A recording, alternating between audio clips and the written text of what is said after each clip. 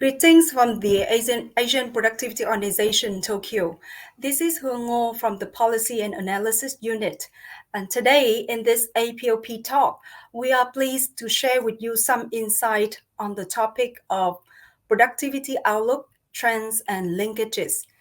These are part of the findings of the APO Productivity Outlook 2021, a joint study between the APO and the Korea Development Institute, or in short, the KDI. The APO Productivity Outlook 2021 is the first edition in the annual series that analyzes the sectoral productivity level and growth and its related matters. The APO initiated this research as an stepped-up effort to support the policymakers in the APO members to monitor productivity trends and economic performance. It's also aimed to supplement the national statistic on productivity that the APO have been publishing annually for the past decade. So the formation of the research partnership with the KDI, one of the renowned think tanks in the Asia Pacific, is a key to conduct this study for the APO.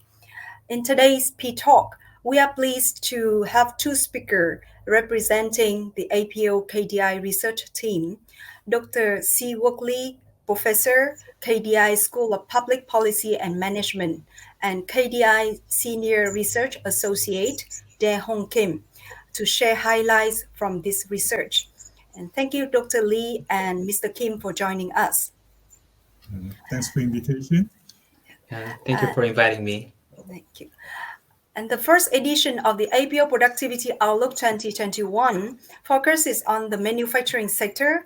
It is because manufacturing sector is the backbone of the Asian economy, and a thriving manufacturing sector has long been recognized as a crucial driver to raising productivity and economic growth in the Asia Pacific. The APO Productivity Outlook 2021 investigate the existing trends and underlying determinants of manufacturing productivity and the impacts of the COVID-19 pandemic on the sector, as well as the implication to tackle the challenges and the prospect for productivity growth as a whole. So to begin with, we'd like to invite Mr. Daehong Kim to give an overview on the development of manufacturing productivity across the APO members. Mr. Kim, please. So thank you very much. Thank you for the introductions and thank you for inviting me. So today I'm going to be presenting the key result of Asian Productivity Outlook project, and I worked on over the last year with Professor Lee as part of the project. So in my presentations, basically, I will talk about the productivity trends before the pandemic, and also I'm going to discuss the emerging challenges, especially in the post-COVID era. So let me briefly start. Let me start by just briefly explaining the motivations for this my specific chapter and also the project in general.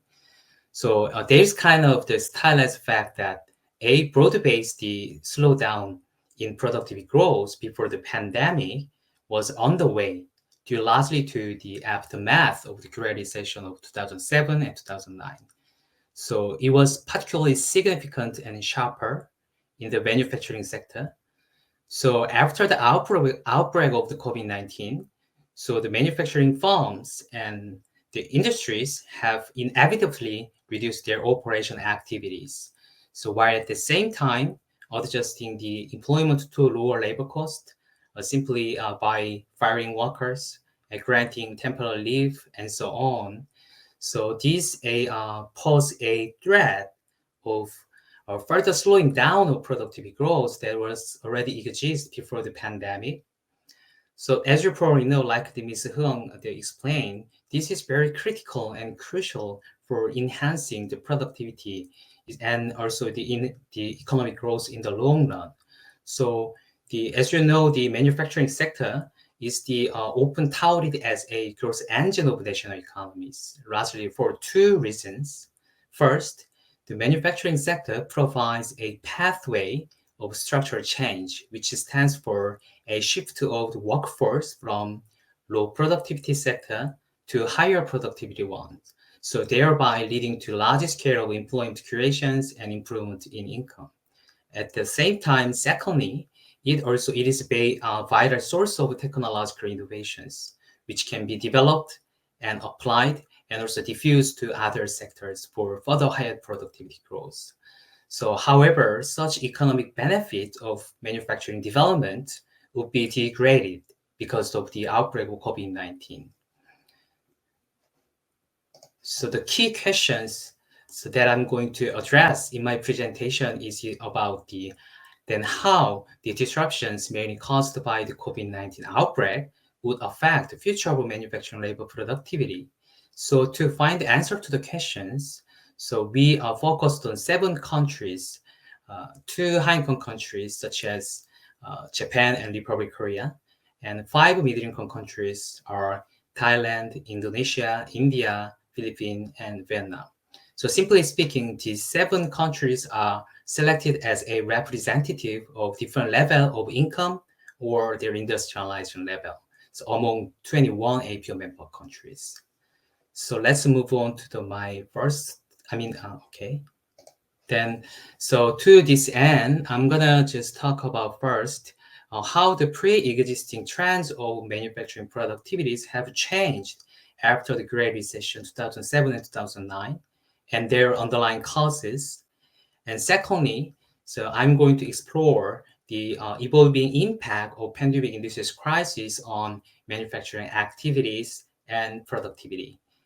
And lastly, I'm going to conclude by summarizing the key result and discussing some challenges and prospects, including the policy implications for further productivity growth in manufacturing in the context of COVID-19.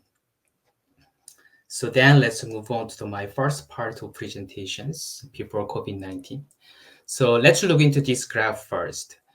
This graph shows changes in manufacturing productivity growth before and after the Great Recessions. So as you can see, the most APO member countries experienced the slowdown in manufacturing productivity growth. But what is notable here is that the Republic of Korea, as you can see at the bottom of this graph, it was particularly steep in these countries. But at the same time, however, there are some exceptions to sharp slowdown of productivity growth, such as Vietnam and the Philippines. Especially these 2 countries even boasted robust growth in the period of the following the Great Recessions. Then why? So to better understand such growth patterns, so I applied a typology to explain the experiences of 7 country examples. So using growth rate of the labor inputs and output, which are the basic component of labor productivities. So as you can see this figure, in the shaded area here, so there are 5 countries: Indonesia, India, Japan, Thailand, and Republic of Korea. So basically, these 5 countries experienced the productivity slowdown right after the Great Recession or before the pandemic. So these 5 countries can be classified into group number 1 or simply slowdown group. In contrast to these 5 countries, the Philippines and Vietnam, like I explained earlier, they showed further acceleration of productivity in the Philippines and these 2 countries. So these 2 countries can be classified into group number 2 or acceleration group. So based upon this analysis, so I draw this table. These 2 high-income countries, Japan, Republic of Korea, and 3 middle-income countries, Thailand, India, Indonesia. These 5 countries are basically in group number 1 or slowdown group.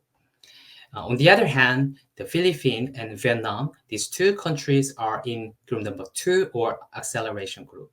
So based upon these clarifications, so I'm going to further explain, so what are the underlying causes of shaping such patterns of productivity growth after the Great Recession or before the pandemic. So I'd like to highlight that there are 2 major drivers that can explain such growth patterns. So first one is the at the macro level, trade and investment.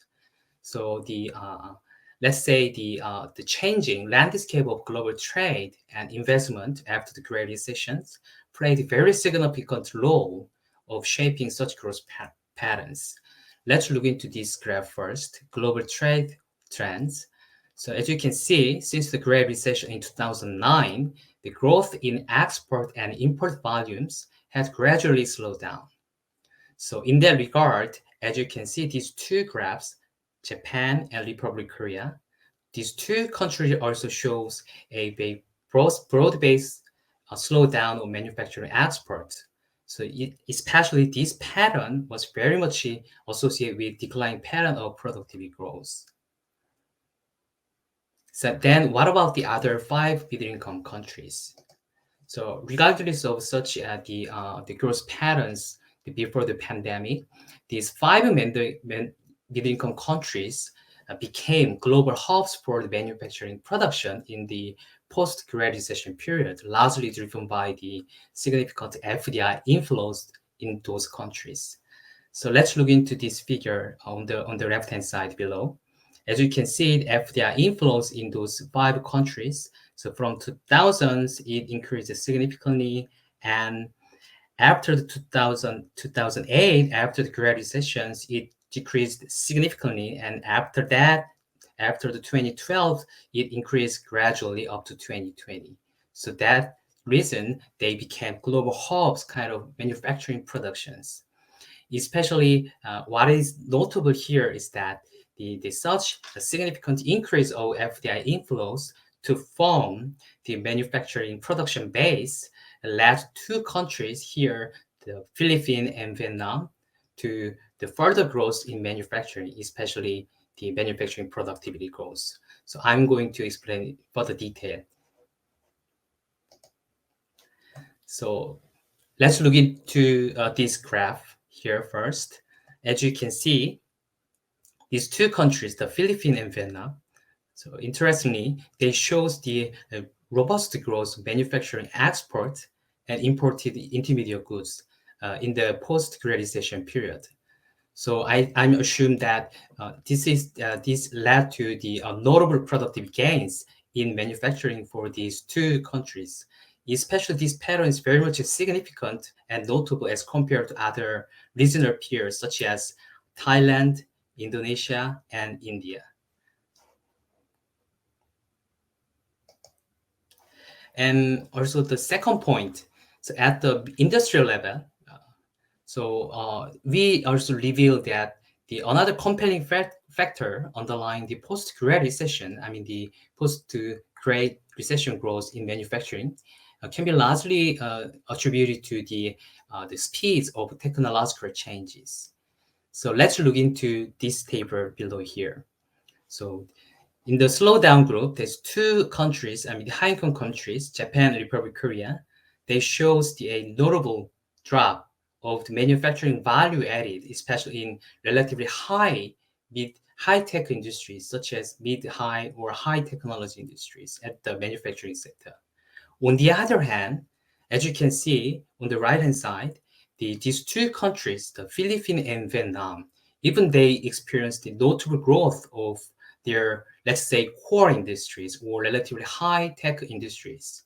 So this is very much important and significant. And let's simply speaking, these 2 high-income countries experienced their contraction in their core industry in this given period of time. At the same time, these 2 other countries, let's say Philippines, Vietnam, they experienced notable expansion of their core industries. So I can explain further detail here. These 2 countries, let's look into this graph here above. So one of the fastest growth, the fastest growing the industries was found in ICT manufacturing industries, not only in the Philippines and parts of Vietnam.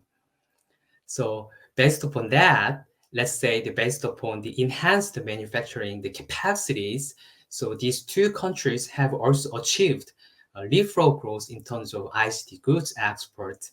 As you can see, this graph below here, the Philippines, Vietnam, even as compared to other regional peers, at the same time, also the high-income countries, Japan and Republic Korea, these two countries, they showed relatively high growth in terms of ICT goods export. So then I will move on to the second part of my presentations, which shows the evolution of the pandemic-induced crisis. And first, I'm going to explain how then the mobility and economic activities could have affected by the COVID-19. So I'm sure that you are now quite familiar with this graph now, which shows daily new confirmed COVID-19 cases. So as we all know now, the virus was rapidly and widely diffused from the early 2020, and then immediately forced the governments even all over the world to shut down almost all economic activities. So therefore, the people's daily mobility along the combined with the economic activities has been halted. So this story can be found in this graph here on the right hand side. There are higher government measures or sticker and the higher mobility restrictions across these countries. So therefore, ultimately, so negative economic shocks were inevitable for all these countries. So let's look into the economic impact on the manufacturing activities in the following. So as can be found in these three graphs, regardless of the country's stage of development or industrialization level, the impact of the COVID-19 crisis on manufacturing activities has been very much profound, especially in the second quarter of 2020, which was the period right after the outbreak of COVID-19. Especially these patterns are very much consistent with the patterns of mobility restrictions and largely driven by containment measures. What is notable here is that a decrease in manufacturing activities was particularly pronounced middle-income countries. You can see these two graphs, especially low-middle-income countries. But thankfully, as you may notice, a gradual recovery to pre-pandemic level has been found, especially in the first quarter of 2021. But I'm going to explain on this matter in more detail later on. Then, based upon the such findings, we also try to explore the initial impact of COVID-19 on labor productivity in manufacturing. But taking into account the data limitations, we compiled and collected from various sources and predicted how the pandemic would affect on labor productivity in manufacturing. So first, as for these two countries, Japan and Republic Korea, I collected data from each country's the National Productivity Center, and then we revealed that compared to the first quarter of 2020, before the outbreak of COVID-19, these two countries' productivities, especially in manufacturing, dropped significantly. As you can see here, Japan and also Republic Korea as well. But I'm sure that this story is not much different from the middle-income countries. So as for these 5 middle-income countries, due to data limitations, we used the surveys conducted by the Asian Development Bank and World Bank, and we analyzed them and compared them. So we also revealed that sales and employment of manufacturing firms had fallen significantly, like I mentioned earlier, because of strict lockdown and quarantine measures. So which means the spread of COVID-19 has significantly disrupted manufacturing firms' operations. So therefore, the resulting unintended negative consequences would have long-lasting impact manufacturing productivity growth. So conclusion. So to sum up, in the pre-pandemic period exam, like I explained earlier, the seven selected countries can be classified into two different groups based upon their growth trend of manufacturing productivity right after the Great Recessions. First, slowdown group, second, acceleration group. But there are two major factors of shaping such growth trend. The first, the changing the configurations of trade and investment, and second, the at the industrial level, the technological change. But of course, although the effect would have been differed from country to countries depending on their country stage of development or income level. However, like I explained earlier, once again, the spread of COVID-19 had severely disrupted manufacturing activities across all countries, particularly in the second quarter of the pandemic-scared year. But as you probably know, the gradual but uneven recovery to pandemic level was identified, especially these days. But I assume that the full recovery still remained uncertain. This is largely because of the potential risk of the few further large-scale contagions, which can be found especially these days in Republic Korea, as well as the outbreak of new variants such as Omicron and so on.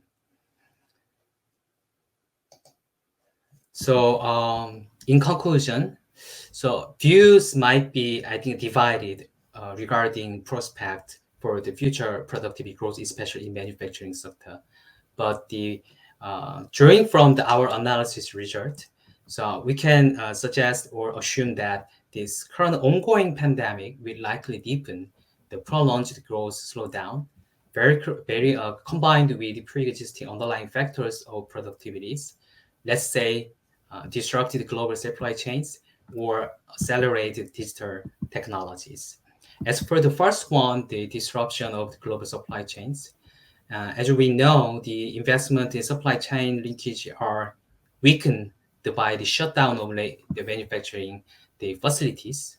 So especially leading manufacturing industry or firms will be much affected, and thus this will reduce the trade volume greatly.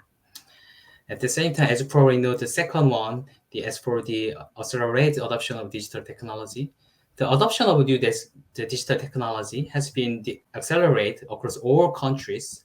However, without the necessary preconditions to absorb the highly advanced digital technologies, the crisis-induced technology adoption would even deepen productivity gaps, not only within and but also across countries.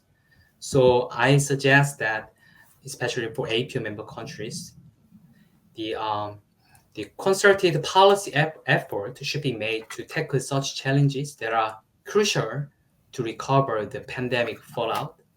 First, for the disrupted global supply chains, government should implement the well-targeted policy instruments to reinforce the disrupted production activities in the light of country-specific conditions, especially the level or degree of their integration into the global market.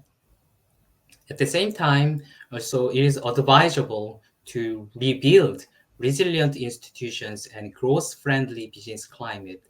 They will be much important for especially latecomers or the middle or lower middle income countries to join GVCs, because the multinational companies, they are currently, I assume, they're seeking to reallocate their manufacturing facility to other countries. So probably other countries or the latecomers would seize the opportunity to join the GVCs.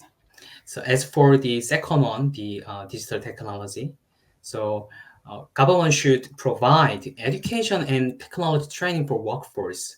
I think this will be very much crucial to complement the introduction of new ICT manufacturing technologies. And in terms of the hardware infra, so investing in upgrading or newly establishing digital technology, digital infrastructures will be very much important. So that's it for my presentation. But these two issues will be further discussed and presented by the Professor Lee in the following. So thank you very much. Thank you very much, Mr. Kim, for your presentation on the overarching pictures of the manufacturing labor productivity before and after the outbreak of the COVID-19 pandemic. And it seems that regardless of the stages of development among the APO member countries, the spread of the COVID-19 has severely disrupted the manufacturing activities, and in turn, the manufacturing activity shut down in the APO members have also negatively resulted in labor productivity, and the weakening of the global value chains or the strengthening of the digitalization would be among the rich recommendation that you have came up with. And these are also the way forward that the member countries should paying attention to. So embarking on those observation and also recommendation that you have outlined, we'd like to invite Professor Lee for the elaboration on the crucial drivers of manufacturing productivity, global value chains, and ICT development. Professor Lee, please. Okay, great. I am very delighted to have this opportunity to share with you our research outcome, which are presented in the chapter 2 and 3 of the 2021 Asian Productivity Outlook. This time, we actually explore two important drivers of productivity growth, so GVC participation and ICT development, with a special focus of these APO member countries. So we are going to introduce current status of GVC participation and the ICT development, and also we empirically investigate the relationship with the productivity growth, and then I'm going to briefly discuss about the policy implication at the end. Okay, so when we think about, usually we talk about that this GVC participation and ICT, the developments are really crucial driver of productivity growth. And then we can think of there are multi-layered channel through which, for example, GVC can affect productivity. So, for example, if you engage in the GVC, then you can specialize your product or your task into some core task that your economies more efficiently provide, while you can outsource the other part that actually increase your productivity in the efficiency. Similarly, if you participate in the GVC, then you can have this better access to variety of foreign inputs, which actually embodied a lot of up-to-date technology. Like also GVC involved much of foreign direct investment and multinational enterprise activities that actually link with some technological knowledge spillovers. So that could be the one of the channel that the GVC can affect this productivity. And most of trade liberalization issues, so that actually heightened the competition. So you have a competition effect, which also affect the domestic economy with the higher efficiency and the better resource reallocation. Similarly, if you look at this, ICT, then usually ICT producing sectors has a superior productivity level. So if you have a higher share of ICT producing sectors, that means your overall economy's productivity is actually improved because of a composition effect. And also you can actually see there's some efficiency gain in the ICT using sectors. And at the same time, if you have a better ICT infrastructure, then that actually lowered your R&D cost, and then that also increases much more product variety. And you can also have an economy scale. So there are actually multiple channels through which this GVC and ICT can affect the productivity. So today's presentation, I'm going to just looking at this first, the GVC productivity nexus first, and then I'm going to talk about this linkage between GVC, the ICT, and the productivity. So when we talk about the GVC, GVC is actually the phenomenon where the different stage of a production process, like R&D, design, assembly, marketing, distribution, etc., is actually located across different countries. So when you look at the human history, always there are some form of global outsourcing exists for a long time, but the GVC have expanded in a quite accelerated pace since the second half of this 20th century. So that's the reason why we are pretty much interested in the GVC. And when we talk about the GVC participation, that can be actually defined as a share of GVC-related trade in the total trade. And then we can actually distinguish two different types of GVC participation. One for the backward GVC participation, and the other one is forward GVC participation. Backward GVC participation occurs when a country imports foreign intermediate to produce its export. So that actually related to the import channel. On the other hand, when you talk about the forward GVC participation, it is the case where that a country exports domestically produced input to another country, and then those inputs are embodied in this export of those trading partners. So this is pretty much related to export channel. So in this study, we're actually looking at these, two different types of GVC participation and which actual channel is more important for productivity enhancement. So as Daehong already mentioned, so we are going to just look at so quite different the classified these APO members across a different income group. Let's first look at the overall trend of GVC participation of the APO members.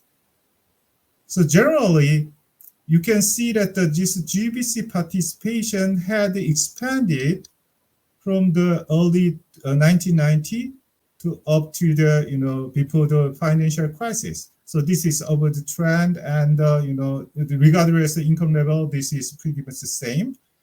But after the financial crisis, global crisis, you can see that there is a slowdown of the pace of this this GVC participation. And at the same time, you can see that these low middle income countries among the APO members is a relatively lower level of GVC participation compared to the other groups like a high income countries group and also upper middle income countries group. But as I mentioned before, we have actually two different types of GVC participation. So I actually decompose into these two different types and look at what was the dynamics over time. And you can see that in case of a forward GVC participation, interestingly, lower middle income country, which actually will the lowest level of this GVC participation, but actually this forward GVC participation is actually highest among the different income group. And at the same time, you can see that the high income group is actually experienced quite declining of this forward GVC participation after this global financial crisis.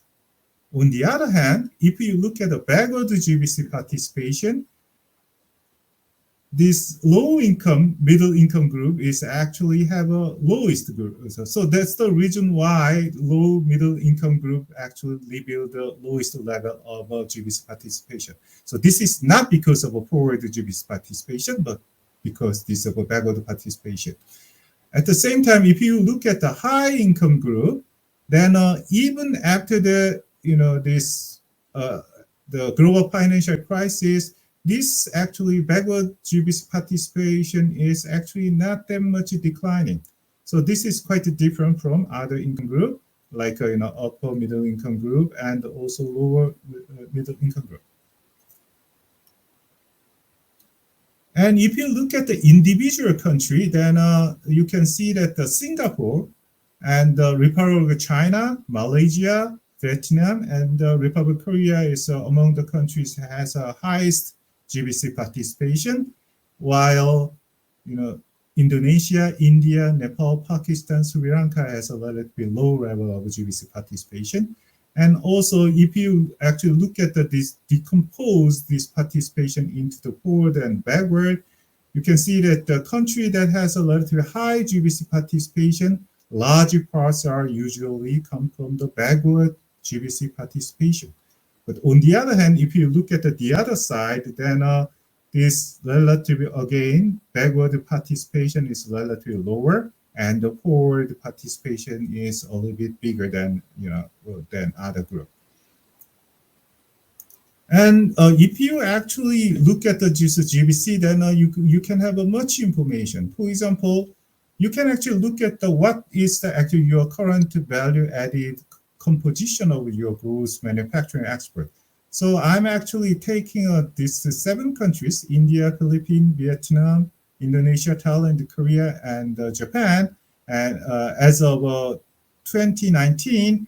And then just look at what is the composition, what is contribution from the domestic value added, and what is the foreign value added. So, for example, if India actually sells a $100 value of export, then here 74.1 means that around the $74 is actually come from the domestic value added, and around the $26 is that come from the foreign value added. So if you look at the figure, then you can see that Vietnam and Philippines are among the countries that actually have a higher share of foreign value added. But definitely, this by construction, the higher share of foreign value added implies that the higher share of backward GVC participation. At the same time, you can actually have some idea that how much is come from the domestic manufacturing versus foreign manufacturing services as well. So that is quite interesting thing, and there might be a lot of interesting questions that you can address with this GVC analysis. And even you can see that the sub sector level. So for example, this is a manufacturing sector, from the food and beverage to the transport equipment, and the by sector here actually tables show you that what is the foreign value added share for the gross export. And then you can see that, for example, Philippines and Vietnam is generally not specific for the individual sector, but generally Philippines and Vietnam have a higher share of this foreign value added. On the other hand, India, like Indonesia and Japan, has a relatively small share of foreign value added. And then as far as concerning industries, the coke and the petroleum and also machinery sector as actually have a relatively higher share of foreign value added. Now I'm going to move on, and then I'm going to just look at the linkage between GVC and productivity. So first, I'm going to just compare the relationship between GVC participation and the manufacturing productivity in levels. Okay. So this is actually your x-axis is a GVC participation, and the y-axis is a productivity level. And then you can see that there is a clear positive relationship between two. And you can further decompose into the forward participation and the backward participation. It seems that the forward participation has a more clear positive relationship than the backward participation. But we usually talk of the productivity growth. So if you want to examine productivity growth, you should be looking at the changes in GVC participation versus changes in manufacturing productivity, which gives a quite a different actually the graph. So here, for example, this is the relationship between changes in forward GVC participation and the productivity growth. It seems that a weak negative correlation is actually show up here. On the other hand, if you look at the backward participation, then you have a mild positive relationship between two. So that means overall, if you just combine this GVC participation forward and backward, then you can see that there are not much of a relationship between two. But this is a simple correlation. So we want to just use the regression and we just check that whether GVC participation is really important determinant or not for the productivity growth. So I'm actually did not actually include this result, but my actually empirical specification is like that. So I'm actually looking at the labor productivity growth rate that actually key the independent variables are actually backward GVC participation, changes in forward GVC participation, and other actually the control variables are export intensity, FDI intensity, level of human capital, inflation, financial debts, etc., etc. So when I actually ran the regression, and I found that this positive and significant load of a backward GVC participation for labor productivity growth. So the empirical results show that an increase by 1% in the level of backward participation tended to increase productivity by 0.7%.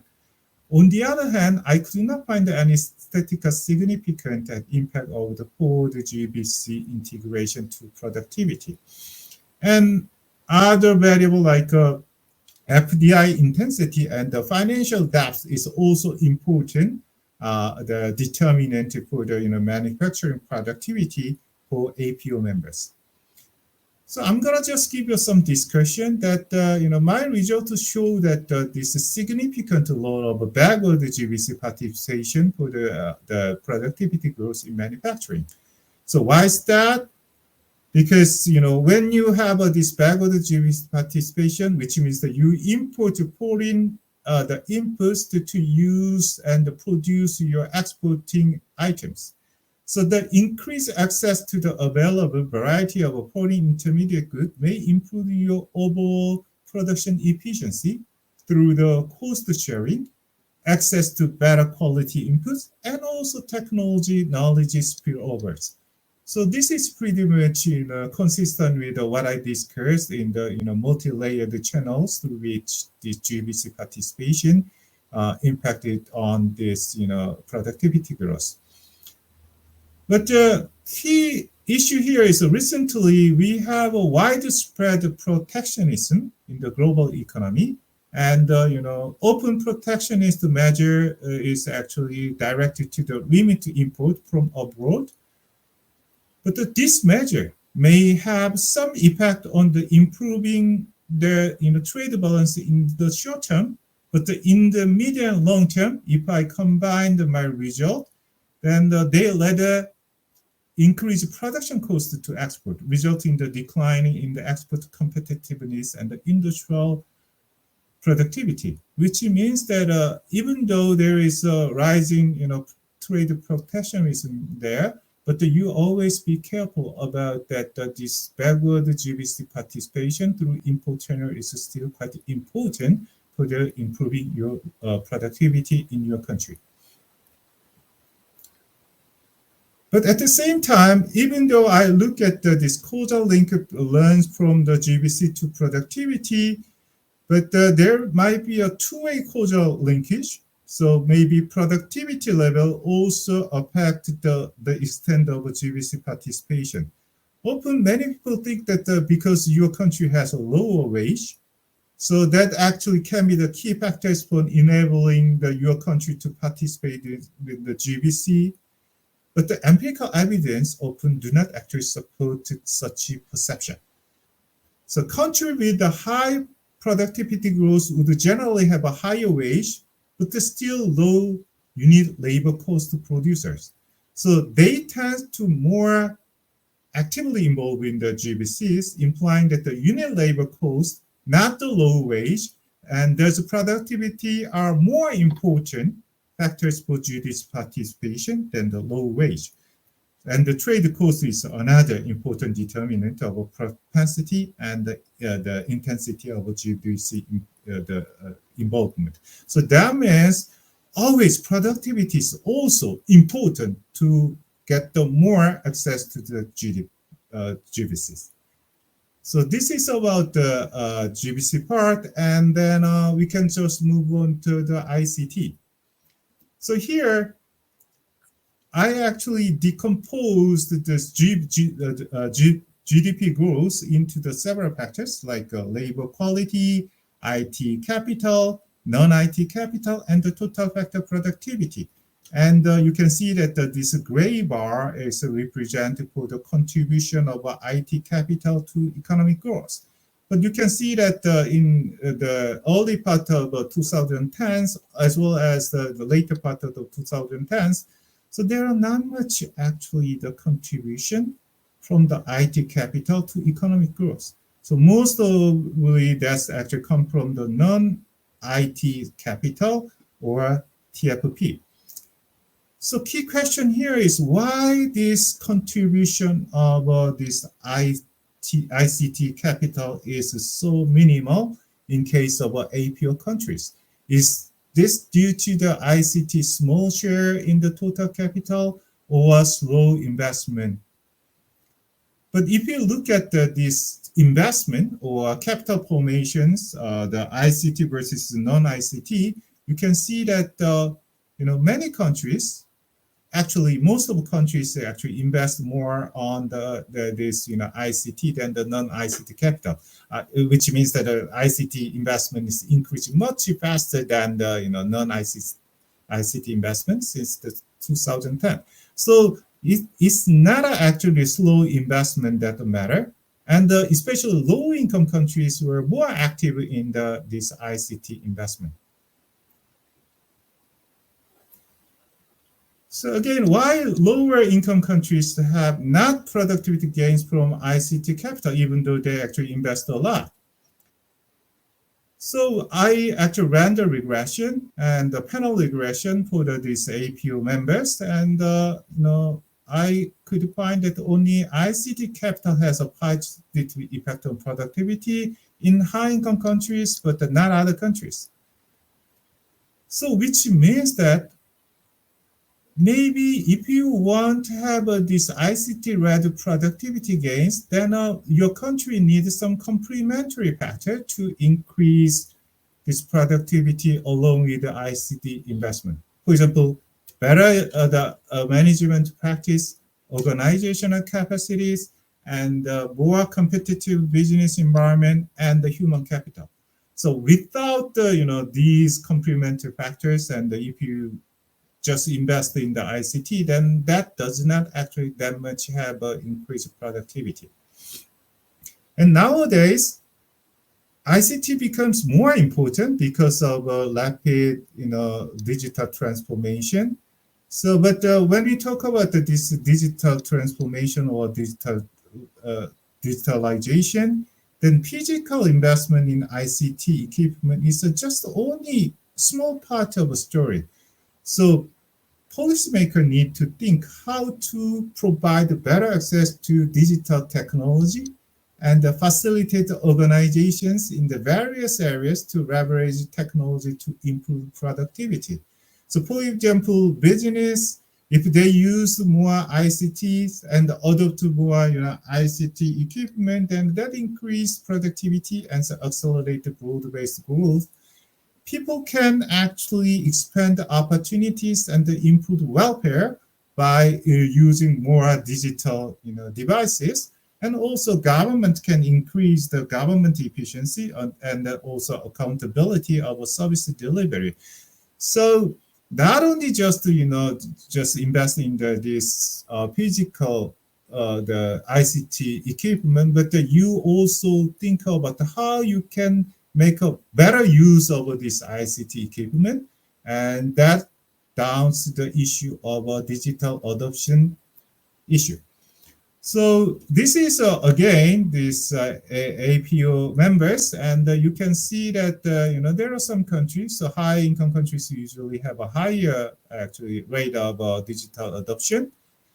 But at the same time, if you look at this government, which is blue diamond, so there are not much difference in this adoption rate in terms of a government. But the key difference is actually businesses and the people. So which means that in order to actually benefit from this digital transformation, then the government of APO members should not only focusing on the improving government efficiency, taking the e-government or something like that, but also not only invest in the ICT the equipment, but also you are thinking about how you can increase digital adoption from part of general consumers or business part. So that's the key issue and the key challenges that faced by this era of digital transformation. So if I conclude, then ICT capital investment appeared accounts for the relatively small shares in the overall labor productivity growth in these APO members, but our analysis demonstrate that the ICT investment can enhance manufacturing, labor productivity, and the economy-wide total productivity. But there is some heterogeneity, so you need also investment in the complementary factors such as workers training, management practice, also some other infrastructure. So that's the quite important one. And as far as we are concerning this digitalization, low productivity, the countries also scored low in the digital adoption index, indicating that the digital gap between countries is likely to widen rather than narrow. So only small share of firms are coping with this digitalization, while the others are behind.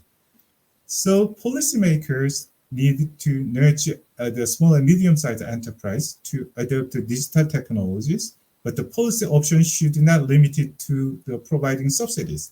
They need to actually improve effectiveness of existing policy as well as promoting public awareness and utilizing market competition force. And yeah, this is my the end of presentation. Thanks for listening. Thank you very much, Professor Lee, for shedding some light on the factors behind the GVC participation and the different patterns of ICT capital share, ICT investment in association with labor productivity in manufacturing sectors and economy-wide TAP of the APO member economies. And now I would like to pose some questions to both speakers just to confirm and elaborate the messages and the findings that came out from this study. And across all the member country, there are different members at different stage of the development. So the within sectors and between sectors effect do not imply the same result to foster economic growth. So the first question I would like to give to Mr. Kim is, which is more important for APO members who are seeking productivity convergence, enhancing within sector productivity or fostering structural change? So thank you for the questions. So actually, in my paper, actually I also elaborate that point. But let's say both approaches are important, very crucial, regardless of the stage, the country's stage of development, such as within sector productivity growth and structure enhancing productivity growth. But taking carefully into considerations their industrialization level. So different approaches would be more appropriate. So for instance, first, as for the high-income countries or industrialized countries such as Japan and the Republic of Korea that had already underwent the industrialization process. So within sector productivity growth may be more crucial or important by investing in R&D activities that can create higher value added within manufacturing industries. And secondly, on the other hand, as for the lower middle income countries, or let's say latecomers and less industrialized countries, I think that there are still ample opportunities for them just fostering the productivities by reallocating the workforce efficiently in their industries. So let's say called the structural change. So To sum up, the both are very important, but we have to carefully consider their industrial level. Yeah. Thank you very much for your very clear answer. Different implication for two groups of high income, upper middle income, and versus the lower middle income. Now we're coming back to the presentation of Professor Lee. In the study as well, in the presentation, you have elaborated a lot on the global value chain, but it seems that global value chain participation does not automatically improve the competitiveness of the country, and different type of GVC participation will promote the productivity and competitiveness identically. So in your opinion, from this finding, is backward or forward GVC participation more important for the groups of middle income APO members? Thanks. Actually, as I presented, I believe that the backward GVC participation is more important as far as concerning, productivity enhancement, especially in the long-term perspective. So in the short run, if you have natural resources and if you export, then you can actually increase your export, and then also you can have some, trade, surplus. But it does not guarantee that those, export promotion and, trade surplus can guarantee the long-term productivity growth, which is mostly important factor. So as far as you are actually concerning about this long-run perspective and more, sustainable economic growth, so my actual result, which is consistent with the existing result as well, that, backward participation is actually more important factor as far as concerning the productivity growth. So the backward GVC participation is confirmed to be more important through this study as well for the APO members. We would like to ask you to also give just a few examples of how greater GVC participation could upgrade the indigenous innovation capability of the APO members' economies. So actually, good example is even though not the APO members, but we have a lot of story regarding the China, and also among the these APO members, you can see that the Vietnam or some countries actually pretty much participating in the GVC, and they are actually received a lot of the foreign direct investment. That actually the early stage, maybe there is some complaint that there are not much technical spillovers and something like that. But it takes some time. But participate in GVC and you try to learn some new technology and you imitate, and that definitely will actually increase your innovative capacity and improve productivity growth. But at the same time, like Korea is actually used also as a high-income country, used much of this, GVC participation, and at the same time, Korea can actually invest more on the R&D and the design or something like that, while these, less productive parties are actually set aside and goes to the foreign outsourcing. So definitely, either high-income countries or low-income, the middle-income countries could actually benefit a lot, both participating in the GVCs. Thank you, Professor Lee, for your examples of the case of Korea. And now I'd like to move on to another topic, which is mentioned in the presentation of Mr. Kim. It is about the industrial upgrading. So what are the lesson for the slowing of what are the reasons for the slowing of industrial upgrading processes in the high income and upper middle income members, while we observe the acceleration in lower middle income members? I assume that the major reason for the such a slowing pattern of industrial upgrading or structural change, especially in high-income countries or upper middle-income countries, is that like I mentioned earlier, they already experienced the industrialization process in the 1970s or 80s, but which means other additional efforts should be made to further productivity growth for those countries, which means also there is the ample room for the further productivity growth through industrial upgrading.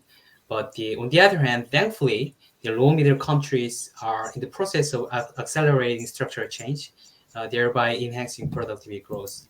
But this may not be the good sign, because many countries are currently entering in the premature deindustrialization process, as probably interested. Yeah, thank you very much for your answer. And now I would like to go back to Professor Lee. It seems that from your result is the ICT investment is not benefiting all the members. So does the finding that not all countries are benefiting from ICT investment imply that investing in human capital is still more important for the majority of the APO members? Yeah, definitely. Actually, the human capital is not only for the ICT investment, but overall, economic growth and the productivity growth is actually human capital is, by history experience, this is one of the most decisive, factors for the economic growth and the productivity growth. But at the same time, ICT is more like you need skilled labor, right? So, which means that compared to you actually invest in some labor-intensive, industries, ICT is definitely need more skilled labor. So, which means that a human capital and the investing in human capital is one of the most important factor for this ICT, the development and also the impact of the productivity growth. But at the same time, as I mentioned, not only the human capital issues, but you also think about this much of entrepreneurship and improving the management skills, and to improve the business condition would be also some complementary factors for the ICT development as well as the impact on the productivity. Yeah, thank you very much for your confirmations that underline the importance of policy for human capital development. And as briefly touched upon by Mr. Kim in your previous answer, but we still would like to confirm it again. Did you find this study any sign of premature deindustrialization in the groups of APO members country? Mr. Kim, please. Yeah. Yeah, so I did not put it in my presentation slide, but my answer is yes, they did. The five middle-income countries, India, Vietnam, Indonesia, and so on, before reaching a certain level of manufacturing development, they have already entered into the services economy. So which especially would probably account for not high value added sector within the services sector, but lower value added sector. So that's the, I think, key concern. Yeah, yeah. Okay, Thank you for. may I add something? Yes, please, Professor Lee. Okay, so if you look at the data, then for example, the upper middle income countries, in 1970, the manufacturing share was around 31.4%. But as of 2018, this is only 22.5%, which means that when we talk about this, deindustrialization, we usually consider as a sign for the advanced countries. But actually, over the last several decades, we have this, much accelerated pace of premature deindustrialization. That also connected to this middle income trap as well. And then, afterward, we will face a lot of, again, expansion of GVCs and as well as the digital transformation. This all actually somehow related with the industrialization. So countries should pay pretty much attention to these issues and how actually improve the more sustainable economic growth path. Yeah, Yeah, thank you, Professor Lee, for that confirmation. I think for the majority of the APO members who are really concerning about the middle income traps and whether or not they are entering their premature deindustrialization stage is very much crucial for the policymakers to look at in depth into this. And I think we are running out of time, so I would like just to pose the last question to both speakers. Um, you have listed out a lot of policy recommendation in your presentation. So could you uh, just briefly highlight two recommendation that should be followed by the policymakers in our members? So the question is, how should policymakers prioritize among the vast spectrum of recommendation in your presentation to implement those? And I would like to hear from both of you, so please be brief. May I invite Professor Lee first? Okay, so first of all, still, even though we are facing the widespread trade protectionism, but you always still remember that this benefit of a free trade. So in that sense, I think this, as I mentioned, the backward participation and some policy related to that one would be quite important. And the second is, as far as concerning this ICT development, not just investing the ICT, but also you should improve some business environment as well as a human capital. Yeah. Thank you for your answer. And may I invite Mr. Kim to supplement to that? So in my presentations, it's kind of the heterogeneous impact has been found. So and also based on that, the policy recommendations made in my study are rather broad, but it suggests the policy directions for the further productivity growth. But based upon these directions, I think more effort may be needed for the policymakers for APO member countries. Let's say they should clearly identify their development challenges with due considerations to given their own country. So I think that's the starting point for further policy interventions, especially in the context of COVID-19 era. Thank you. Yeah, thank you for your message. And once again, thank you very much, our two speakers, Professor Lee and Mr. Kim, for the highlights of the findings of our upcoming APO Productivity Outlook 2021. And we also thanks our viewers for watching the session. And we hope that within 1 hour short, the sharing from our speaker could give you a glimpse of the productivity outlooks in the region, the underlying determinants of manufacturing productivity, and how these factors of global value chain, ICT development are shaping the prospect of manufacturing productivity in the ABO members. And we also expect that our upcoming publication will provide an in-depth analysis and implication to uh, even though just a selected number of member country, but it will be useful for our policy analysts and policymakers to track the quality of economic growth and manufacturing productivity growth. So our full publication will APO Productivity Outlook will be coming soon on the APO website. So to our viewers, please stay tuned with our P Talks and check out the APO publication.